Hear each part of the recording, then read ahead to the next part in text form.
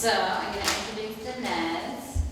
Dinez is the author of Insert Boy, which was published by Yes Yes Books in 2014, and the winner of the 2016 Kate Tufts Discovery Award, and the 2014 Lambda Literary Award for Gay Poetry. Their second collection, Don't Call Us Dead, will be published by Grey Wolf Press in 2017. They're also the author of two chapbooks, Hands on Your Knees and Black Movie, which won the Button Poetry Prize.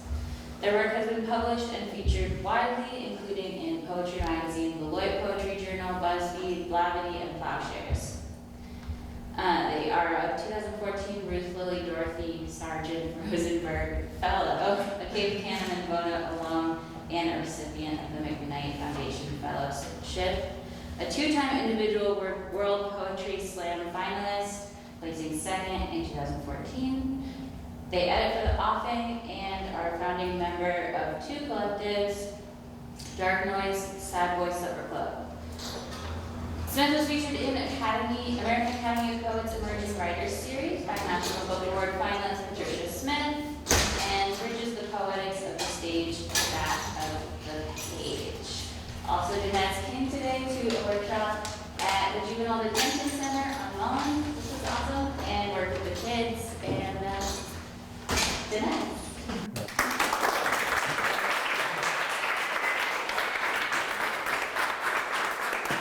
Hey y'all, how are y'all doing? Good. This is really intimate, so this should be fun. All right, I'm gonna sit down since it is so intimate, and I hope that's okay with y'all.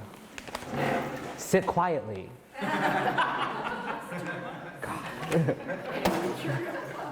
All right, cool. So I'll probably alternate between like standing up and sitting down from time to time. Yeah, I'll read some poems. I don't think I'm gonna read an hour's worth of poems, so maybe we'll do like a little Q&A at the end or something like that. I don't know, whatever floats your boat, we'll make it work. Cool. Thank y'all for being here. Thank you for having me. Thank you to the Montana Book Festival. It's my first time in this gorgeous state, which is really gorgeous and like flat, which I really appreciate. I like flat things. So yeah, so it's a joy to be here with y'all. All right. Let's see. I'm gonna start with a poem that was written in the workshop I did today. Written by, oh God, what was her name? Wait, don't say the name. Oh, can't say the name, never mind. I will not say the name. But we wrote about words that we feel like we own. And this young woman decided to write about the word shit, which I appreciate. It's one of my favorite words. So this is her poem, shit, all right? By the time you read this shit, I'll already be saying the word. Most likely laughing after saying it, looking at the fool with a sad face because he heard me say such hurtful things. What you don't know won't hurt you. Don't say you'll be down to do shit if when it comes to you're backing down. Nobody gives a fuck about your sad frown. When the homies lie and say they're real only cause they've never been in the walls of a cell, don't mean they can't be there when it happens, only there when they want to hurt you. Say the words they don't mean through they ugly ass teeth that don't bleed. Only cause I haven't kicked them in. Just know when I say things, I fucking mean that shit, bitch. Cool. Right. Thought it was pretty brilliant. All right, clap it up for her. Hopefully she gets out and never goes back. The juvenile justice system is flawed. At prisons, we don't need them. Cool. So this first poem of mine is dedicated to the memories of Islan Nettles and Dwayne Gully Queen Jones, who are two black transgender women who were murdered in the summer of 2013. This poem is called Genesis.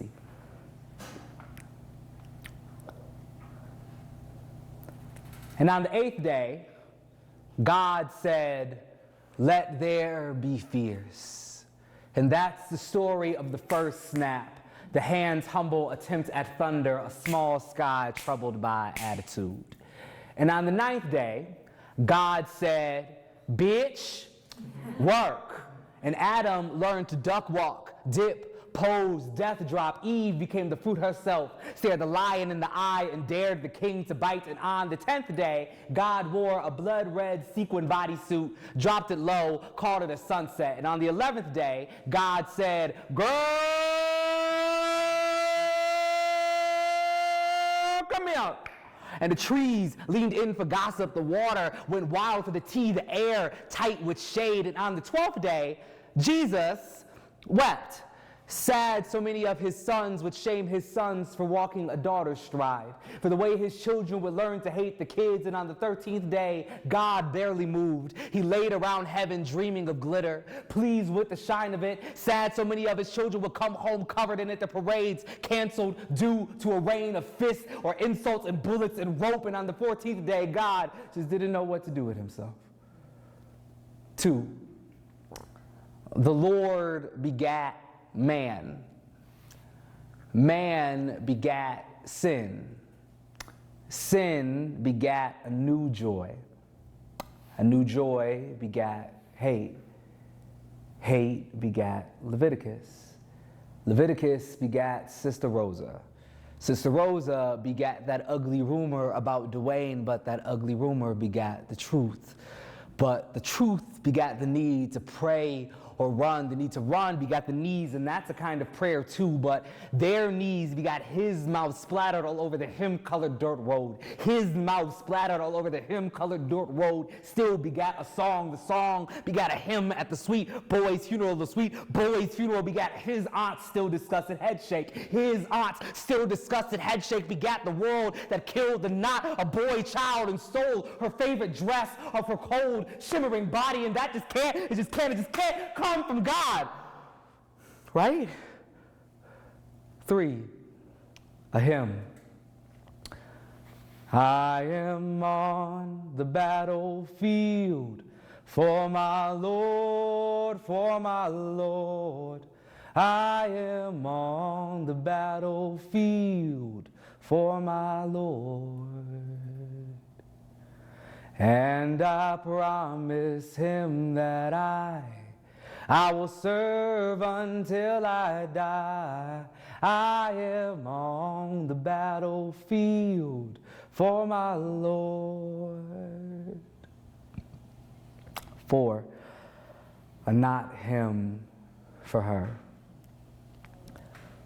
I am the battlefield, my Lord, my Lord. I battle, my Lord, and I promise him that I die.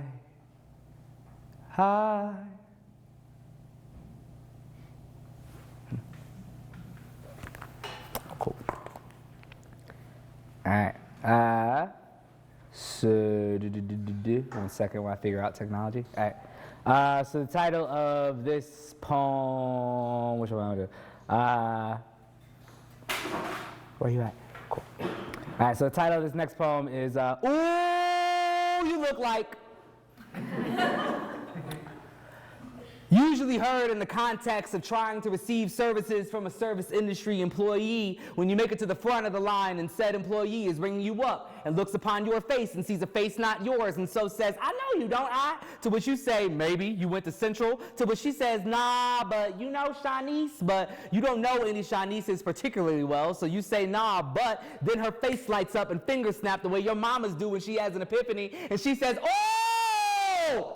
You look like Kenneth, and so calls over Tasha to confirm that you indeed look like Kenneth, to which Tasha says, hell yeah, dragging out the whole thing to let you know indeed how much you look like the man that you do not know.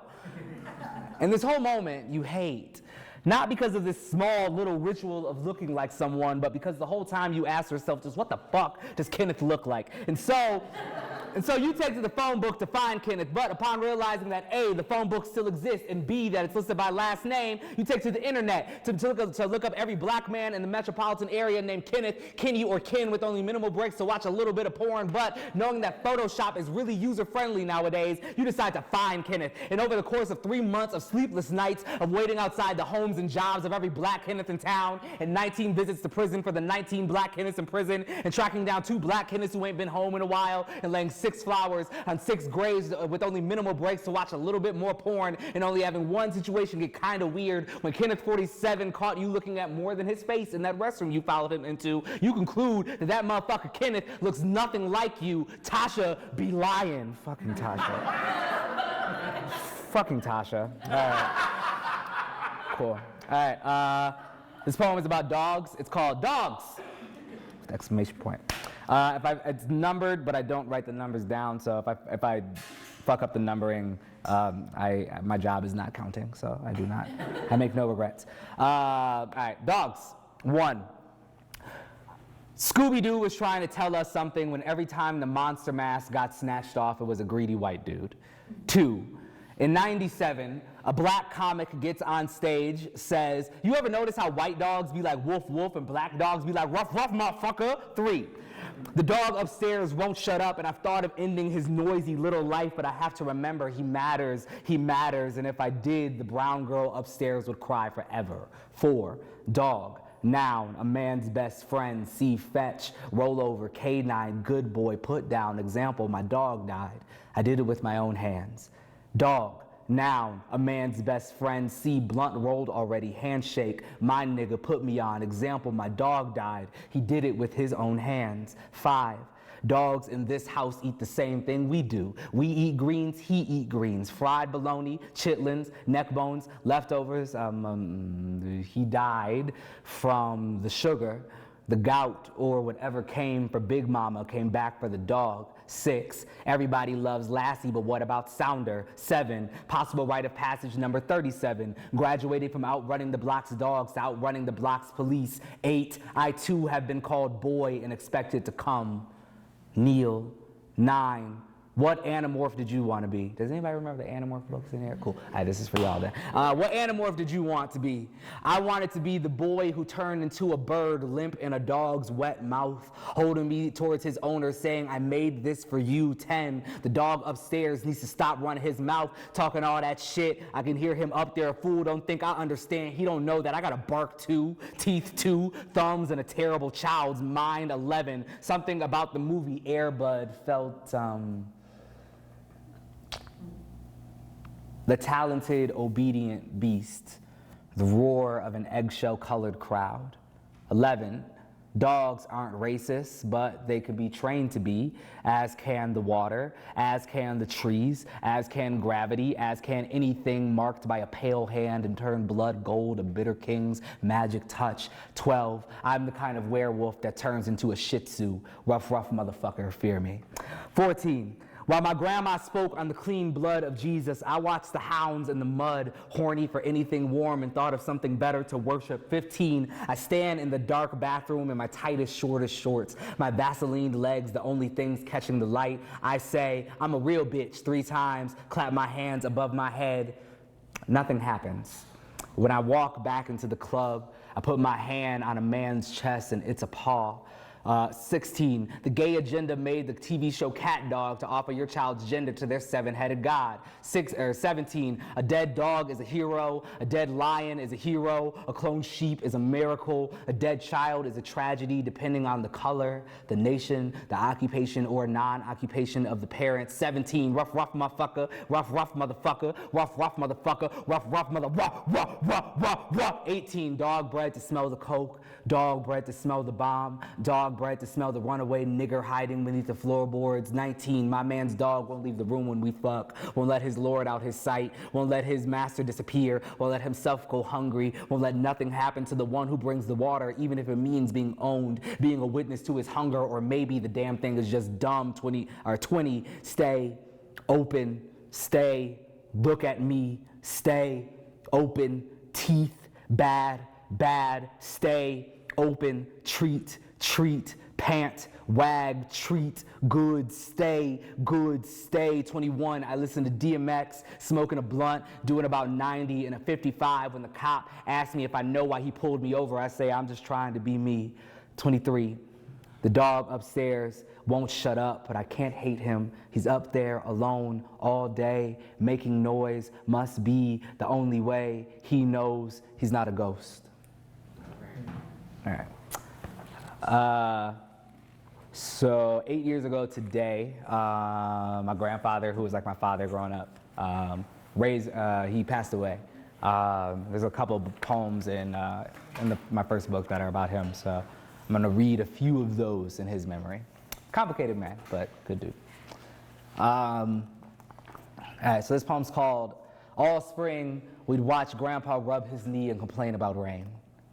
And then it was summer, and our porch would be full of men with names like Junebug, Turnipseed, and Delroy, who were uncles either by blood or bloodshed, who demanded water, corn liquor, and catfish, who we mixed brandy cokes for in the kitchen, who let us savor the sweet burn and joggled us on their knees, who filled themselves with moonshine and sloe gin and smoke and never seemed to put down their dominoes, who beat their wives because their fathers did, who never touched their wives again after their sons grew shoulders wide enough to break a spine, who loved their wives enough to never call them by the other woman's name, who never stepped foot in church, who asked their sisters to pray for them, who wept when their daughters hummed gospel, who worked 3 jobs to barely afford rice, who fled their homes Saturday nights filled with too much of the devil's brown blood and names of brothers left to twirl in the limbs of those poplars, who we feared as much as we loved, whose backs we washed when they couldn't, whose lips we brought water to when their hands became fresh dust, who we begged to sprint towards the light and dance there, who we swore we'd never speak ill of and promised we'd never be. To my grandfather's prostate cancer. You awoke dressed as a rose blooming with blades, an untamed garden of tulips and fly traps, sprawled your name across his most untouched, commanded his body to bow and smell your sweet acid. You slow and reckless violence, you bully of the bully, turned a monster into a man, into a boy, into a puddle of want, begging to be held. How did you do it? Replace my grandmother's face with your swell of carnivorous pink matter. Replace the man we knew with the man we knew could be. I will not curse you for proving him delicate. I will not damn you for whisking him away to dance with dirt. For what you took, you gave us 6 years of soft, tinged joy, hands that could touch without bruising. Oh, sweet sick. I want to kiss you all over your red velvet mouth, speak all your names back into you. Hot pink undertaker, Hades of the underskin, tiny knot of mercy, god of growth and rapid weight loss, impossible hero, lord of a decaying kingdom.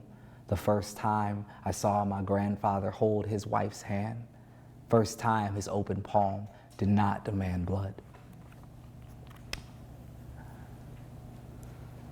This poem's called Shit.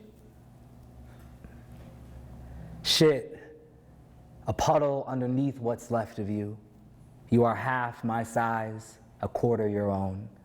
Can't control your bowels, your hands, your eyes. Through the mirror, I see you leak. I know you'd rather me watch you make waste than shed tears. Pride is a wicked mistress for a man once made of kindling and often too many fists. It's come to this, a nightgown, hospice, the door wide open for what you used to click the lock for. Now, my hand on what remains of your back, the other in what you wouldn't even let a woman touch. I can't say a word. Who could even think of saying? Maybe if I knew you less, or if I wasn't so sure this silence was prayed for, I'd whisper, go ahead. Let your body do its work. Let me do mine.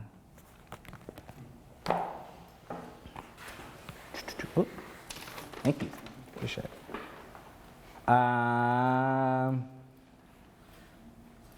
Cool. Y'all know the song Lady Marmalade? Cool. It's a great song, right? I really like it.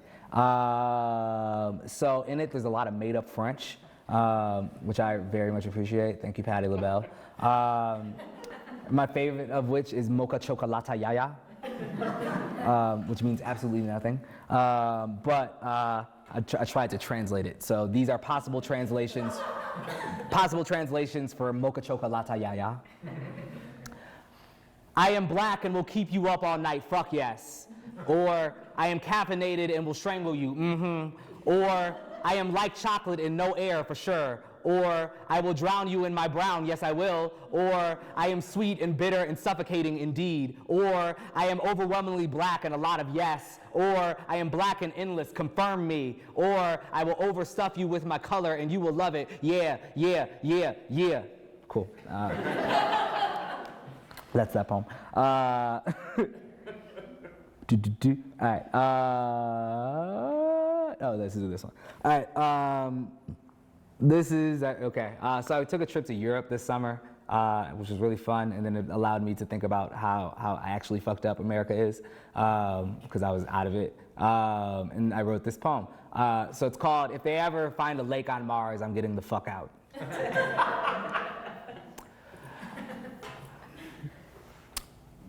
Goodbye, fuck shit. I'm going. All I gotta do is stay black and cultivate red dust in the collard greens. No little green man ever called me nigger. My body is a planet police want to invade. My body is an asteroid destroyed even when speeding away from Earth. I was born by the river and will die by the Otta crater. That's a real place on Mars. I'll drink the water even if it's mud. Cake my throat and hock up a hut. Leave me alone, Earth police, leave me be. You can come visit me on Mars, but you have to bring your own air. I'm out this bitch. I'm in this bitch. I'm the only bitch in the world. Cool. So this poem is new. I was in my grandmother's backyard and a flower had like bloomed through the fence and was like poking its head out into our yard. And it was very pretty and I took a lot of selfies with it and then I wrote a poem. Cool. So this is called After Seeing the Flower Who Bloomed Through the Fence in My Grandmother's Yard. App name title. All right. Flowers is niggas too. This here nigga grown snug into a chokehold. To set him free would mean to behead him. Some would split a nigga neck, let him bleed out behind the ear, Tupac of a flower. White picket chain clasped around the throat, descendant of a field that picked itself. Almost miraculous and out of context like niggas in Utah. More grand for his quarantine, how white niggas look at me sometimes, peddled nigga child special only because it is. Divorced from the garden, hands plucking at my weedish bouquet. We love niggas, we love them not. Prisoner of wood and accident, he leaned himself into meaning. Trapped in observation, well-bloomed nigga. Annual like the death of aunties, locked in and strangled pretty. Nosy ass flower, peeking his head in search of greener grass. Now stuck in a guillotine that won't fall, assimilated into barrier, black cop of a flower, shimmied into place, and now you can only leave this place dead, silly nigga. Fences are for fences. You trespassed and now you live here. Look at you. The fence wears you like a single yellow hair. You wear the fence like a boy in his mother's blue gown, how he almost drowns. What are you doing here, living flower in a crisscross dead tree? What are you running from, still rooted where you started? What ghosts haunt your dirt? Do they slick around your feet, gray as worms? Do they make your mind feel like smoke? Did you stick your head out just to breathe, only to have your head bloom bigger than the window? Do I pluck you now, or let you wilt on your own, my nigga? My nigga. Is death any easier if you can call your killer kin? There are no children in here, right? Cool. So I'm gonna do a raunchier poem, I think. So Prince died, which is very sad. I'm from Minneapolis, which also I don't know, it felt a little heavier. But Prince was very important to me. I have a lot. I could sit here and tell Prince stories all night. My family knew him kind of in some weird ways. But one of my favorite songs of his is Get Off. which is like just a raunchy ass sex song, which I really like. Where the chorus is, anybody know that song, Get Off? You know it? Yeah, it's tight. So he mentions in the chorus that there are 23 positions in a one night stand, which is amazing to me because it's just like, like my positions are like, let's start and I'm going to sleep. And so I was trying to imagine what those 23 positions were. And so these are those. So this is after Prince, 23 positions for a one night stand. 1, facing the TV, we do it missionary with my head hanging over the bed so we can both watch The Color Purple on BET. When Suge Avery sings, God is trying to tell you something, we both start to cry. Your tears falling on my face and into my hair, my mouth. 2, we sit cross-legged on the floor on a Space Jam comforter. We take turns smacking each other saying rabbit season, duck season, rabbit season, duck season. 3, I say eat me, you pull a bottle of ranch out of nowhere. I say no, but it's too late, you just grunt and devour. 4, doggy style, and we both eat ribs. Oh yeah, in the song, there's like a random part where like Prince is like, do you want something to eat? And then this woman just shouts, ribs! And so,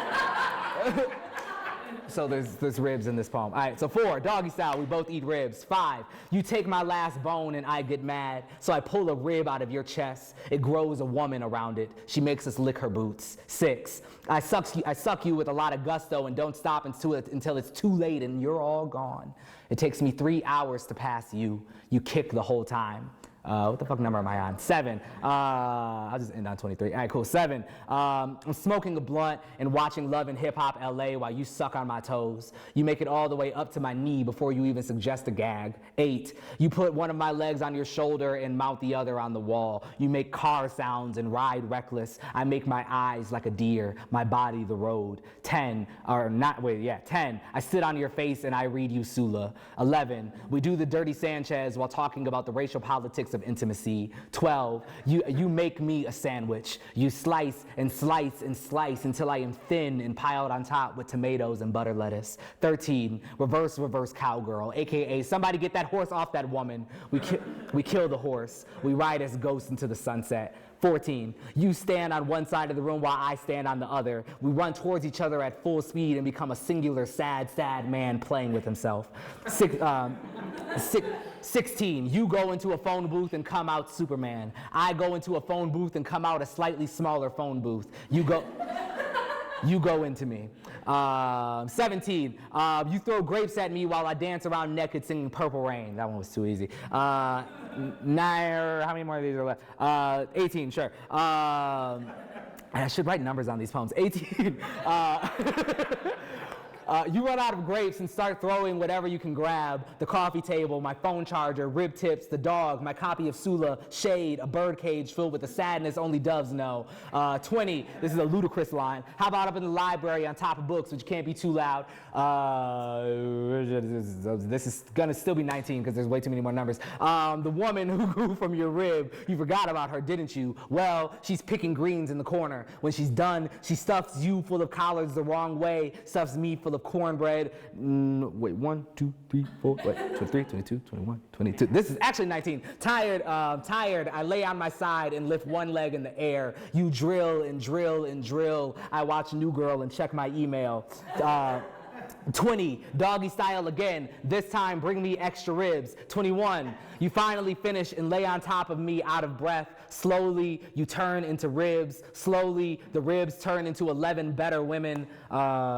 22, you go take a shower while I stay in bed. When you come back, I'm gone. The window is busted and there's a pile of bones where I was. You cry out for God and I turn on the lights. 23, you ask me to marry you, at least for the night, and I say, I guess.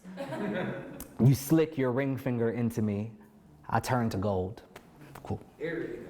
All right. What time is it? Cool.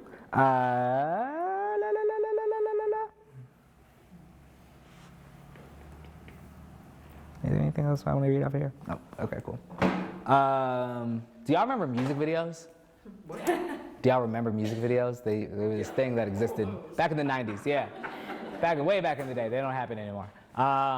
So growing up, I love music videos, and I think the kind of music video that best articulates something about of who I am, is just like any 90s R&B video by like Toni Braxton or like Whitney Houston or any people like that, which typically wind up being just like a like black woman in like a fabulous gown walking through in a very expensive house being sad, about some man that you may or may not see. If you do see him, he's rather light-skinned.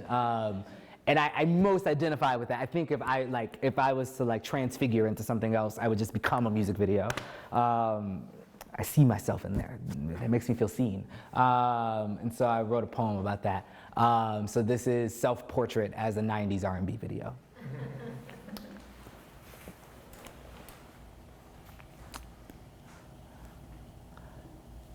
Lately, I've been opening doors in slow motion and find myself often wearing loose white silks in rooms packed with wind machines and dusk. I have a tendency to be sad near windows, thinking about all the problems I have with my man, with his trifling yellow ass. My man is more concept than anything. At the dinner table, I watch him spill red pepper soup onto his powder blue Brooks Brothers button down and ask, "Why don't you love me anymore?" I sit on the couch drinking a wine glass full of milk, cry in ways that make me both gorgeous and fuckable. My girlfriends come over. We burn his suits to light our spliffs, buy Gucci heels with his credit cards, and stomp out all his shit. My best friend, she says that I need to get over him, say that he doesn't even exist, but what does she know? I got all this house to walk through, all these gowns to cry on, all these windows to watch the rain through. There must be a man in this house who loves me too much to do it well. There's a room in my basement filled with water and gold, and that's it. Water up to my, this is true in a Tamia video, water up to my well-managed waist, gold link chains that wrap around my ankles like boa constrictors, or the hands of someone around a neck they used to love to bite and cry for God into. I dip my head in, let even my hair get wet, and rise out the water, hood, Venus, Aphrodite, bitch, God with iced out chains hanging from my head and arms, my nipples in Il Na Na covered just so. I could be a trophy for an award show only niggas know.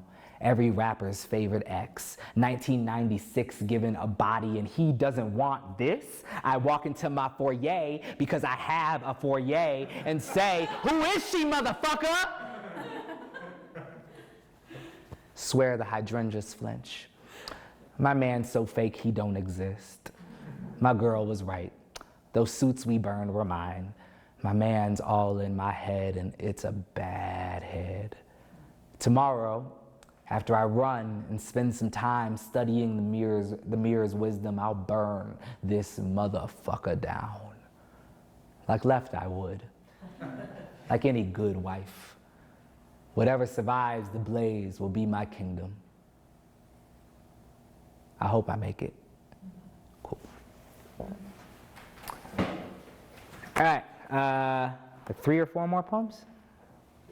Cool, I'm gonna stick with my own voice, so I'm gonna just work out. Let's see, 1, I'm gonna do that one. We won't do that one. Okay, cool. All right, let me scan the room quick. Cool, so I can say this. Cool. So yeah.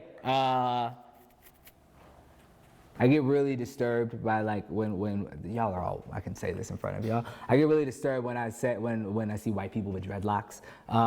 Mainly because I used to have them and like it was a very simple, easy process. And like I just look at them and I'm like, you put so much glue into your hair to do something like glue and yarn and other big shit. You made a nest and like all I have to do is like twist. So it's very weird to me when I see it. And like people, like white people with dreads are usually like the worst people I know. Like like if you ever have had dreads, I'm glad you've moved on. If you have a friend who's white with dreads, it's time for an intervention. But in college, I made the mistake of sleeping with one of them. Oh good God. So this is a poem about that.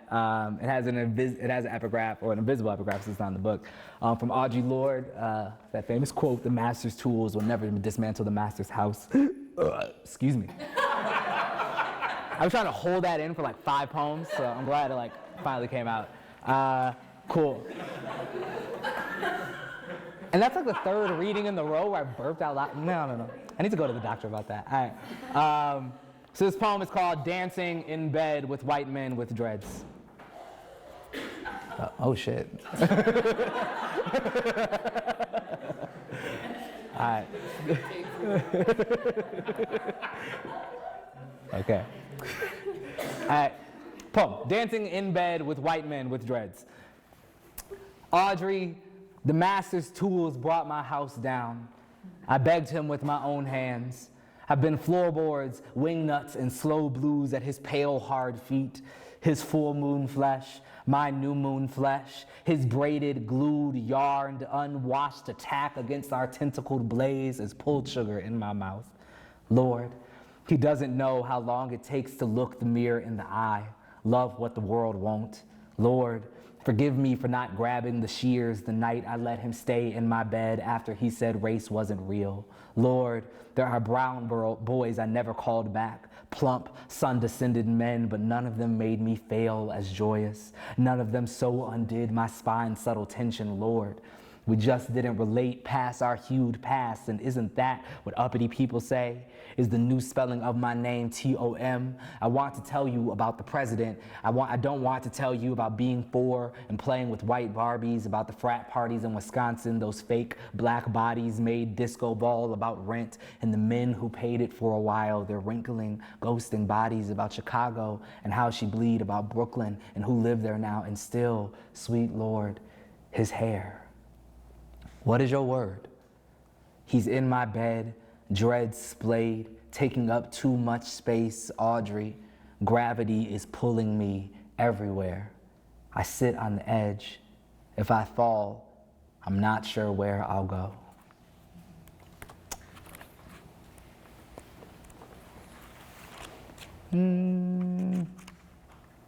I'll do this one, and then I'll do 2 more. All right, just because it's like the weather's been weird as shit. I had like I was in Utah yesterday, and I swear it was like every season. If it would have snowed, it would have been perfect throughout the course of the day. But I had like summer, spring, and fall through the course of one fucking day, and so it just made me realize that global warming is fucking insane. And I wrote a poem about it because sometimes global warming is fairly pretty. So this is about that. It's called Warming.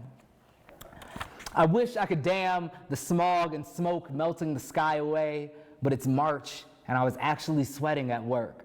On the way there, a woman smiled at me, walking slow enough to let the wind mull her thighs for the first time since September. And I lost myself in the eyes of a brown boy who looked at me like I was tea his aunt poured over ice and lemon for him.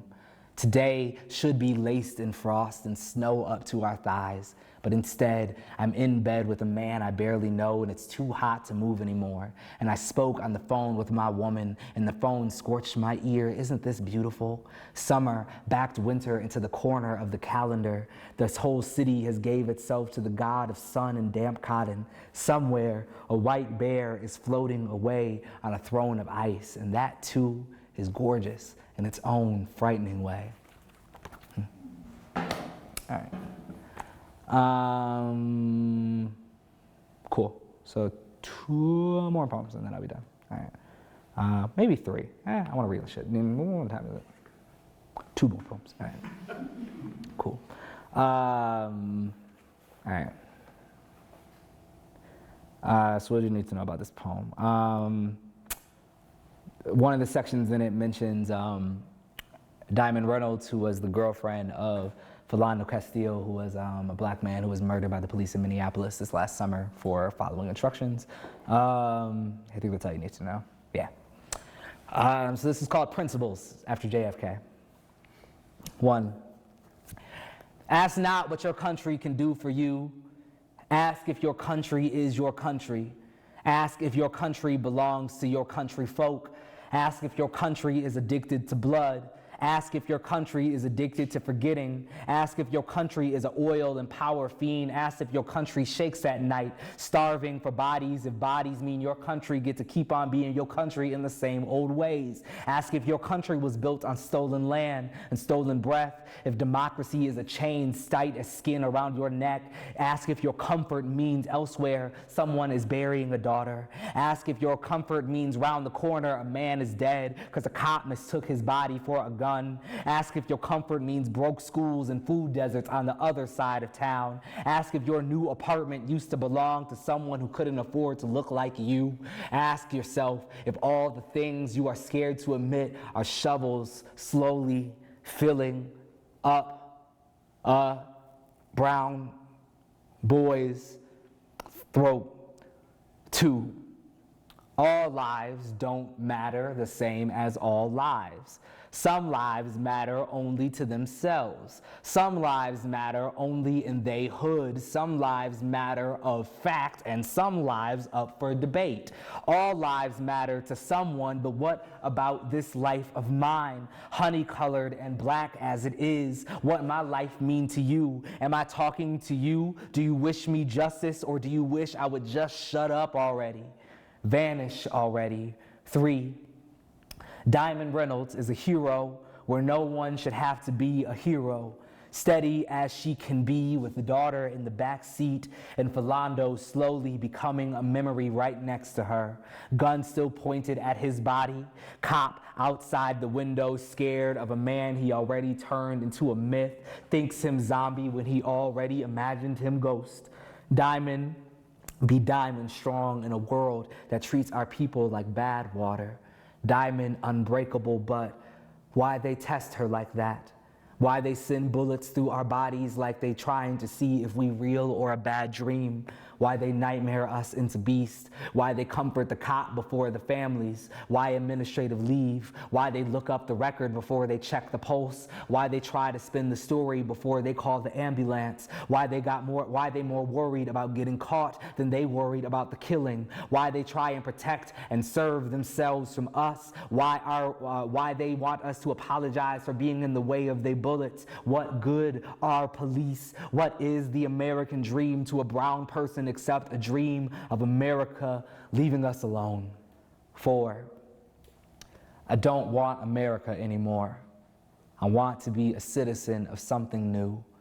I want a country for the immigrant hero. I want a country where joy is indigenous as the people. I want a country that keeps its word.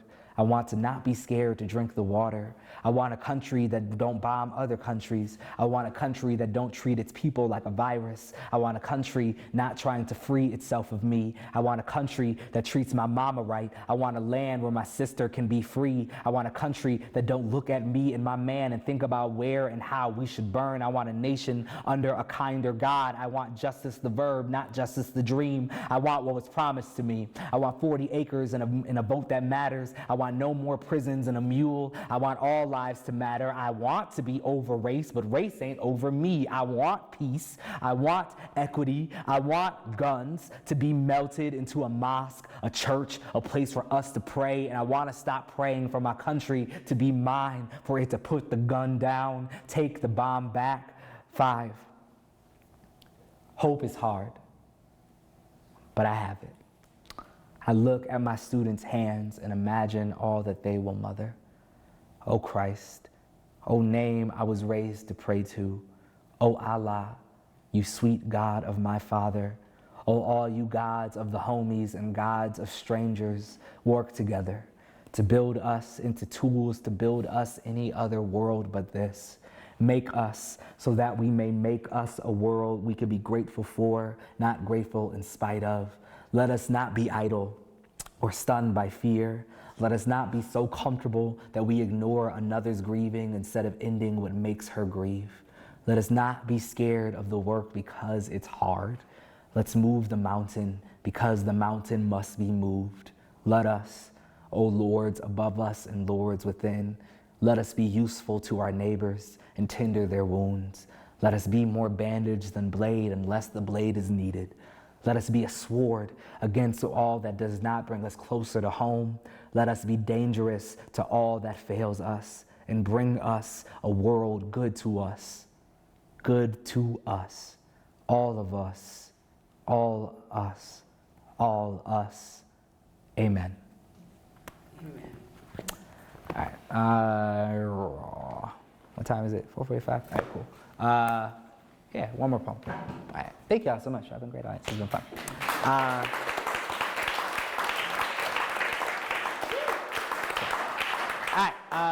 So the last poem is called Dinosaur. Oh, never mind. Yeah, fuck, I already said it now. Let's make a movie called Dinosaurs in the Hood. Jurassic Park meets Friday meets The Pursuit of Happiness. There should be a scene where a little black boy is on the bus playing with a toy dinosaur, then looks out the window and sees a T-Rex because there has to be a T-Rex. Duh, motherfucker. It's a dinosaur movie. What the shit did you think was gonna happen? Don't let Tarantino direct this. In his version, the boy plays with a gun. The metaphor being that black boys toy with their own lives, the spitting image of his father, the foreshadow to his end. Fuck that. The kid is playing with a plastic Triceratops or Brontosaurus, and this is proof of magic or God or Santa or some magical Jesus-y Santa dinosaur god. Yes. I want a scene where a cop car gets pooped on by a pterodactyl. I want a scene where a corner store turns into a battleground, but please don't let the Wayans brothers in this movie. I don't want any racist shit about Asian people or overused pan-Latino stereotypes. This is a movie about a neighborhood of royal folks, the children of slaves and immigrants and addicts and exiles saving their town from real-ass dinosaurs. I don't want some cheesy yet progressive, sexy, Hmong, hot dude hero with a funny yet strong black girl buddy cop film. This is not a vehicle for Will Smith and Sofia Vergara. I want grandmas on the front porch taking out raptors with the guns they hid in the walls and under mattresses. I want Cecily Tyson to make a speech, possibly two. I want some of those little spitty, screamy dinosaur things that go I want Viola Davis to save the town in the last scene with a black fist afro pick through the last dinosaur's long scaled neck, and this can't be a black movie. This movie can't be dismissed because of its cast or its audience. This movie can't be a metaphor for black people in extinction. This movie can't be about race. This movie can't cause black people pain or be about black pain. This movie can't be about a long history of having a long history with hurt. This movie can't be about race. Nobody can say nigga in this movie who can't say it to my face in public. No chicken jokes in this movie. No bullet holes in the heroes, and nobody kills the black boy, and nobody kills the black boy, and nobody kills the black boy for once. Nobody kills the black boy besides. The only reason I want to make this is for the first scene anyway. The little black boy on the bus with his toy dinosaur, his eyes wide and endless, his dreams possible and pulsing and right there. Thank y'all.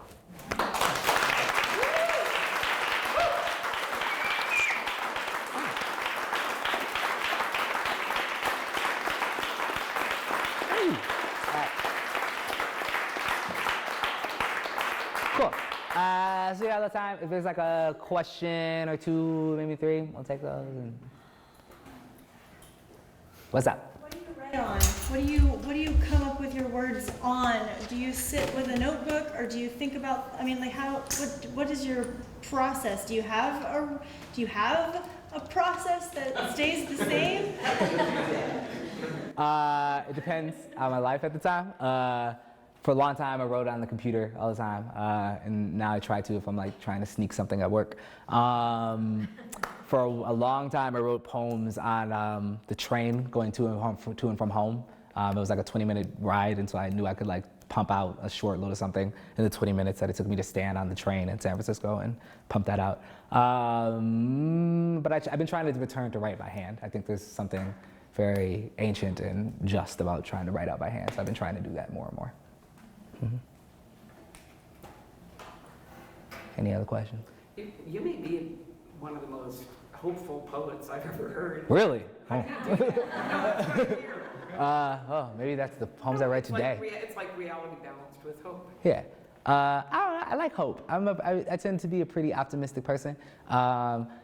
At least in my poems, in my life, I'm such a pessimist. I think we're doomed. You might be real. I mean, I just want to be like, hey y'all, let's just bide our time until the earth kills us or we kill each other, whatever. I don't know. But I think hope, in poems I find hope, right? So like I think about poems that have like pulled me out of darkness before. I think of like poems as like little bits of humanity, and I think like poems are also sad as fuck sometimes. But I think I tend to lean towards joy even in the midst of despair. Just so it's the idea that like if somebody only interacts with one of my poems, that they come out feeling a little less bleak about the world instead of more bleak.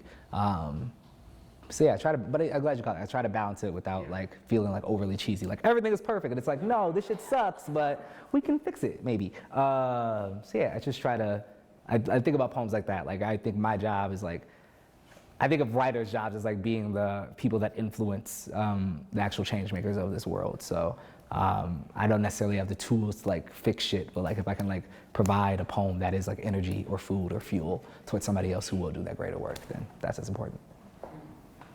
I have one more question. What's up? I'm interested in, when you're writing, do you conceive of individual poems, or do you think in terms of like a larger project, or is that something that after you write a couple that appears, or kind of interested in that? It depends. I think like every poem of mine usually just starts in like a bit of language that I can't get out of my head. Sometimes it's a concept, like the last one, Dinosaurs in the Hood. I was just like, I read a Terrence Hayes poem and I was like, I want to make that happen. I like dinosaurs. Let me write about this. And so I wrote that poem. And actually the chapbook, Black Movie, like that was sort of an outgrowth of sort of having a larger project in mind. I'd been like editing the Dinosaurs in the Hood poem for a while. And then was just like, can I do this again with something else? And that eventually became a chapbook. And so, but usually it's just the bit of language, and I think like, if I look at poems that I wrote within like a certain time frame, I can see those connections, and so when it's like book time, it's usually like just like looking at what I have and just saying like, what are the through lines here? But sometimes things announce themselves in a bigger type of way, and it's just like, I need 12 poems about me. It's like, okay, poem, I got you. So yeah, it's a case by case basis, but I think always, it's sort of just like always like, somewhere between like 3 to 5 words that I just like kind of spin in my head all the time, and then eventually that'll make its way onto the page. Could you talk just a few minutes about the experience today over at the jail? I mean, how did they receive you? Did the kids want to write?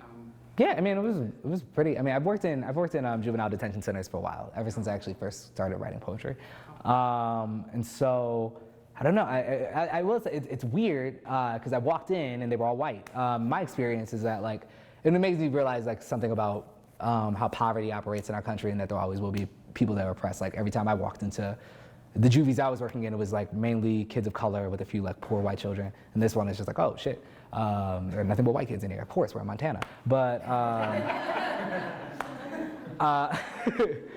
But I mean, they were totally open to it. I think like, those kids as well as like kids I've worked with before, they're all brilliant, and they want to be teenagers. They want to be kids, but they're stuck in these situations that they're brilliant and they can't get themselves out of. And our justice system is such that once you're in it, it's very hard to escape it, right? One strike and you're out.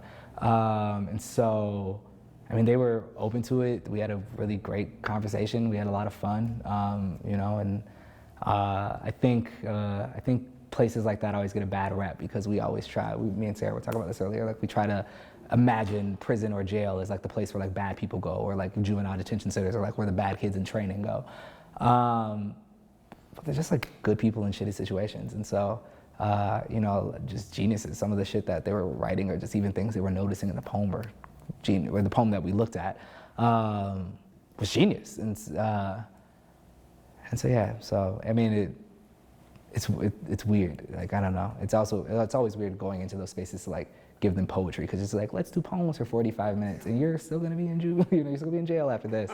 But hopefully it provides them with some type of outlet, right? And, until we actually learn what prison abolition would look like in a real way in this country. So, yeah.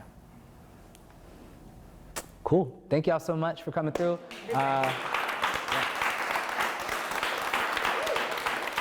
Good job. Cool. Books in the back. Buy them or something, or not. All right.